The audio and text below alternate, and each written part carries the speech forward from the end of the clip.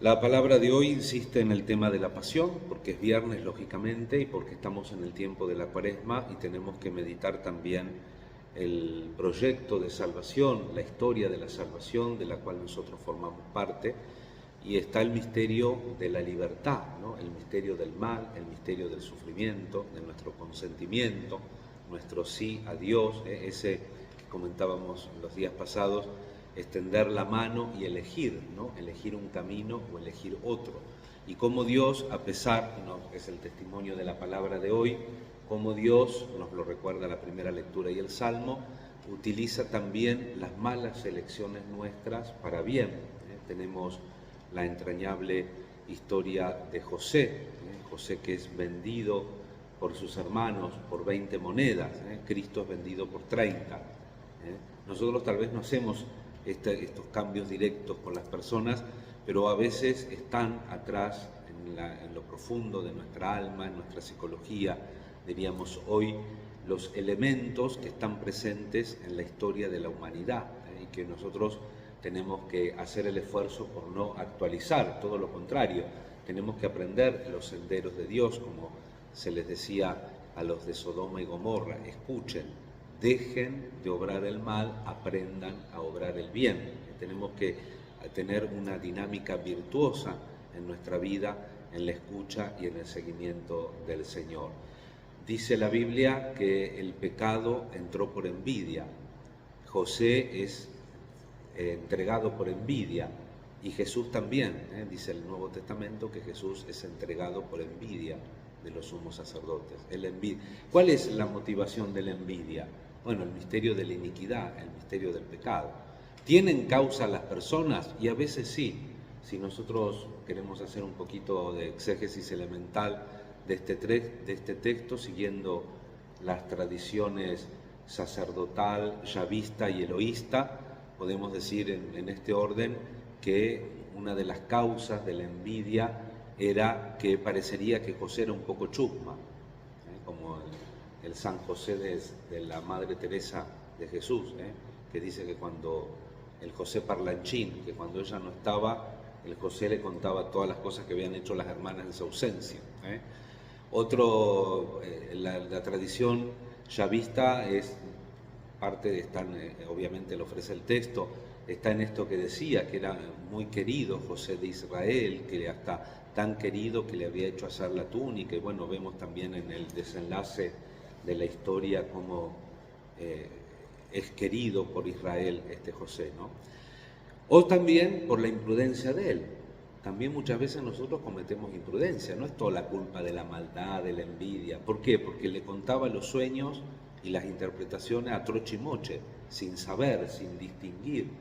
Uno no puede ser de su vida como agua derramada, contando todo a todos, tampoco lo contrario, escondiendo siempre el equilibrio, ¿no es cierto? Entonces, para la tradición eloísta, el motivo de esta envidia sería precisamente la imprudencia de José en andar mostrando sin mucha reflexión los dones que tenía. Hoy también es un riesgo en algunos lugares mostrar mucho los dones que uno tiene. Pero la enseñanza que nos ofrece esta palabra y el Salmo es que Dios saca del mal el bien. Esto es lo importante. Viene corroborada también con la historia de la viña, que muestra también los dos papeles, ¿no? El hijo que es enviado y que lo matan, y también a veces la actitud, una actitud mucho más definitiva, inclusive que la historia de la viña del Antiguo Testamento, de la cual parece una parte importante que Jesús hubiera tomado del Antiguo Testamento para contar esta pequeña parábola a sus contemporáneos, ¿no? Porque ahí dice que los viñadores tuvieron la pretensión de quedarse con la herencia. Cuando nosotros estamos sirviendo a la iglesia y nos olvidamos, porque se cita en este texto del Evangelio, se cita el famoso y por antonomasia Salmo pascual: la piedra que los arquitectos rechazaron es ahora la piedra angular. Resulta que la piedra que desecharon es la que es el cimiento del edificio. Entonces, cuando en la iglesia nosotros nos queremos quedar con la función de Cristo, cometemos una cosa tremenda. Supongo que no está en la conciencia de nadie, pero cuando nosotros no somos administradores, cuando nosotros no somos servidores, cuando nosotros no somos escuchadores y hacedores de la palabra, nos estamos quedando con la herencia. Y nosotros somos partícipes de la herencia, no dueños de la herencia. Y por eso siempre nuestra actitud tiene que ser servicio. Nosotros no trabajamos para nosotros, sino que trabajamos para Dios. Como dijo Benedicto cuando lo eligieron, aquí eligieron a un humilde trabajador de la viña de Dios. Nosotros nos sentimos humildes trabajadores de la viña de Dios. Es importante también en nuestra vocación y misión en la Iglesia preguntarnos por eso y recordar una y otra vez que el cimiento es Cristo. Este es un texto que yo no lo encuentro muy predicado, no lo encuentro muy citado. ¿Escucharon después de citar al Salmo Pascual lo que dice Jesús? Que los que caigan sobre la piedra se van a desnucar, o si la piedra cae sobre ellos se van a morir. Es decir, porque el cimiento es Cristo. Si nosotros sacamos el cimiento de nuestra vida cristiana, todo se destartala, por decirlo de una manera familiar. Pidamos al Señor en este viernes esa gracia.